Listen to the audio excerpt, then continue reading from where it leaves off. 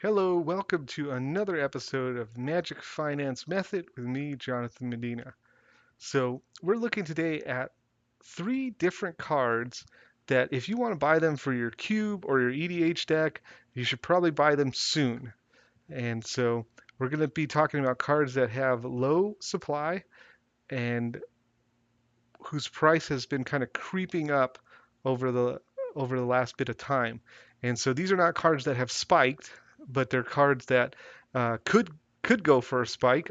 It would be pretty easy to buy some of these cards out. Um, Natural demand raises the price of these cards, so over time, I expect these cards to just go up and up and up, with the exception of a reprint, of course. And we just qualify everything we say here with watch out for reprints.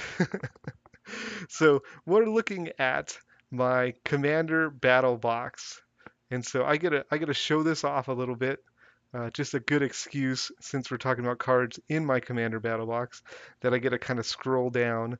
Now, if you don't know what a Commander Battle Box is, it's basically a plug and play Commander experience. So you just take the box, you put it in the center of the table, you draw hands, and then you pick commanders and you battle. And so there's a bit more to it. I talk quite a bit about this Commander Battle Box, the process for building it, the rules for playing it, all on gatheringmagic.com. So if you want to check out my articles on that, feel free to do that. This video is not about Commander Battle Box. It's about some of the cards in the Commander Battle Box. Now, I've been putting this box together for about 6 months now, and so part of the task for putting the box together is actually acquiring the cards I need to build the box. And so I don't do trades at local stores anymore. My lifestyle has changed quite a bit, so I don't hang out at local stores. I might stop into a local store to see, what they have in stock, if I can pick up a card or two, but I don't do trades at trade tables. Mainly, my source of cards is getting them at online retailers or maybe the local store if they have it in stock. So what we're going to look at here is the cards that I still need for this battle box. And what this means is that over the last 6 months, as I've been trying to buy from different retailers and as I've been looking and price checking, I have not found these cards either in stock or at a price that I liked.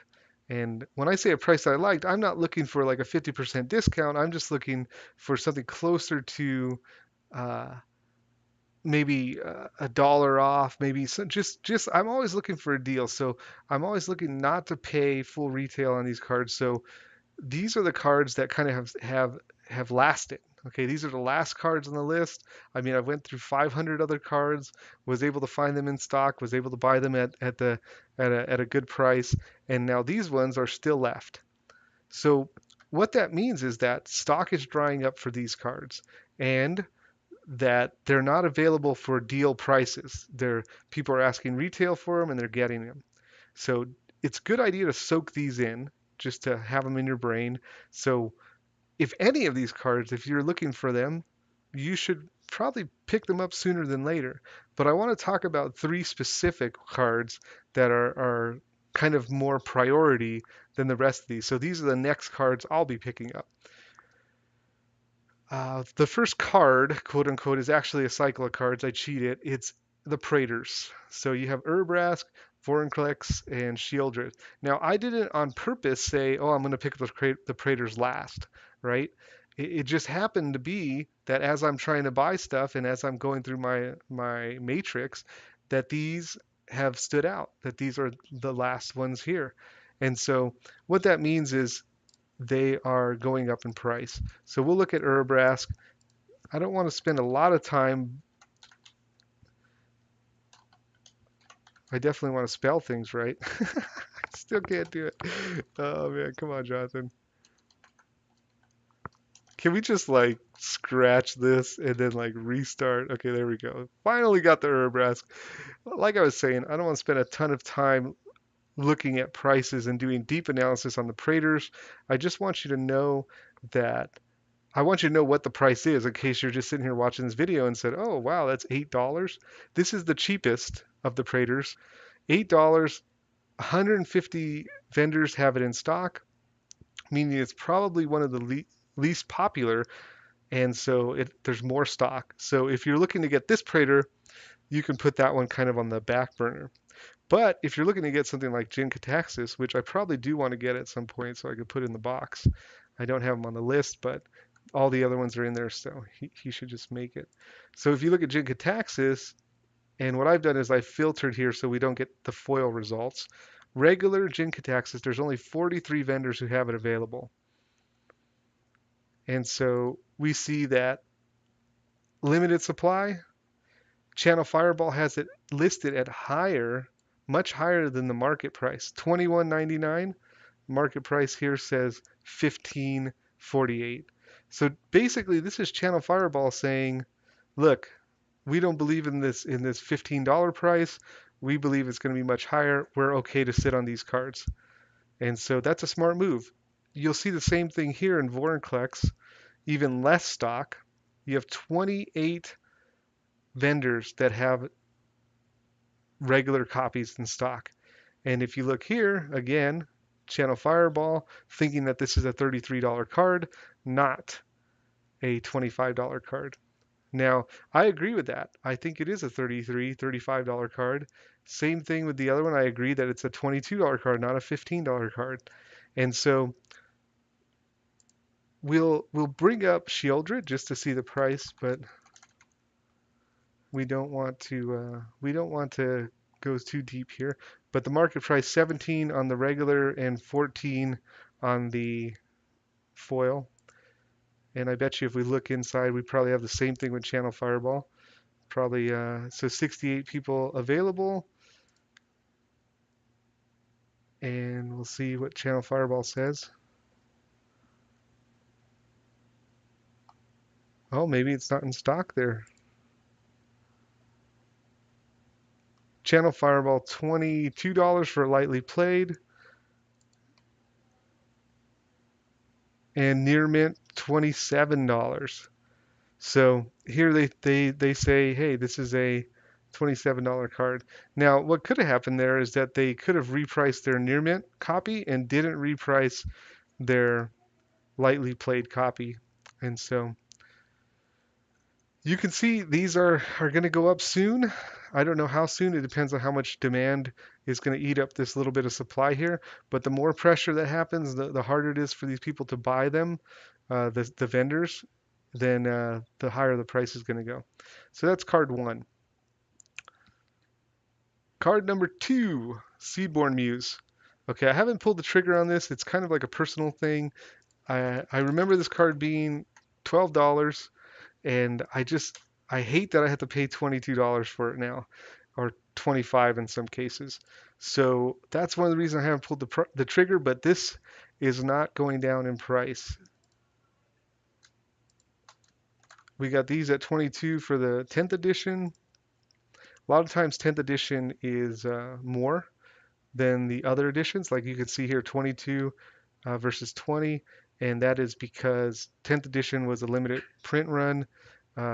Compared to this, it was a core set, and so some people like the 10th edition version, with the new frames and this kind of stuff.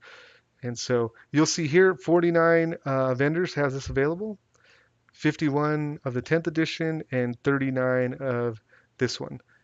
And so just putting it out there, if you want this card, you probably want to pick it up real soon, because as these copies get eaten up, it's going to keep going up in price.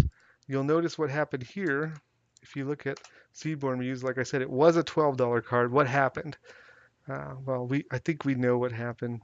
I think you know what happened, but let's see what happened. So you see a spike here? If you go there, why is this foil? What's going on here? I think I hit the foil copy. Here we go. Same thing. I mean, the spike is still there because the foils followed the non-foils.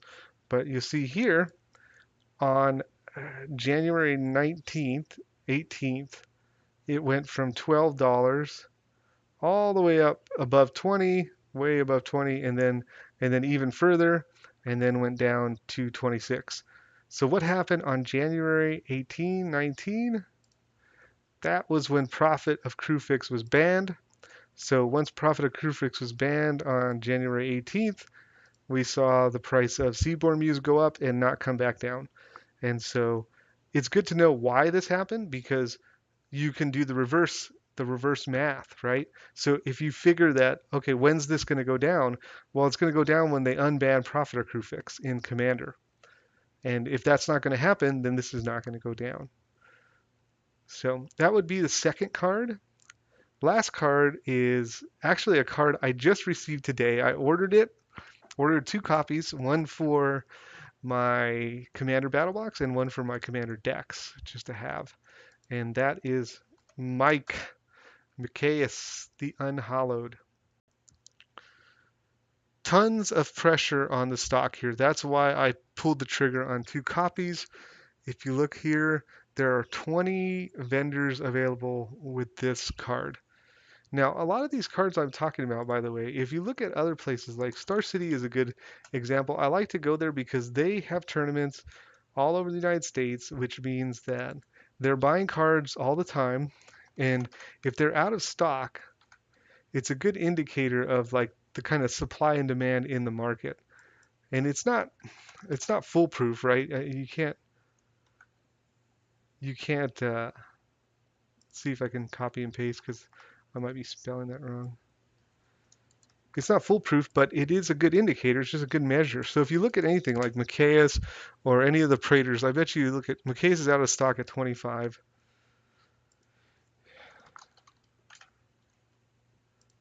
I don't even do this anymore because I figure if the stock is so low on TCG Player, yeah, look, 20, $30, it's out of stock. Look at Jin-Kataxis.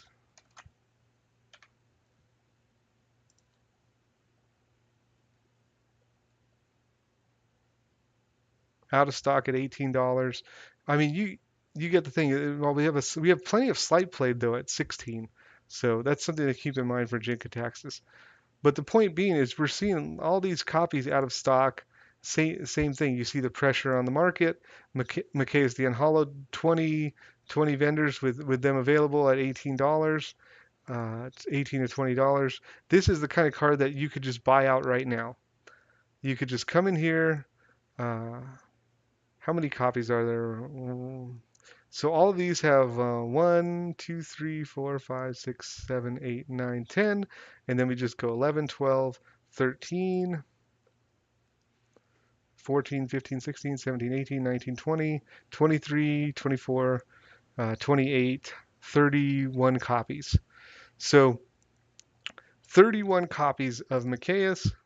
I'm not encouraging this, by the way, but I'm just showing you how fragile this market is. There's 31 copies, and if you pay like a $23 average, $713, and you can buy out TCG Player of Micaeus's.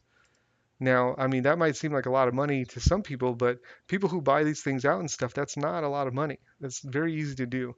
So I ordered two copies because I said, hey, I want to have these. I really, really like to have this in my EDH decks. It combos with Triskelion, so just even in non-zombie decks, I also really like zombie EDH. So that brings me to the final point about this card before we wrap up. Um, Danger. There's danger here. Okay, we've said everything is qualified with a reprint issue.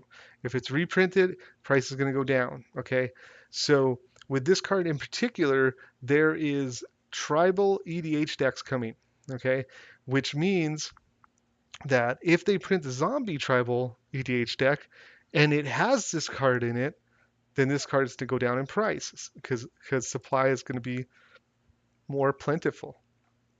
On the flip side, if they print the zombie EDH deck and this card is not in it, then this supply is going to get eaten up even faster. Okay, so it's kind of like a gamble here because of those EDH those tribal EDH decks that are coming.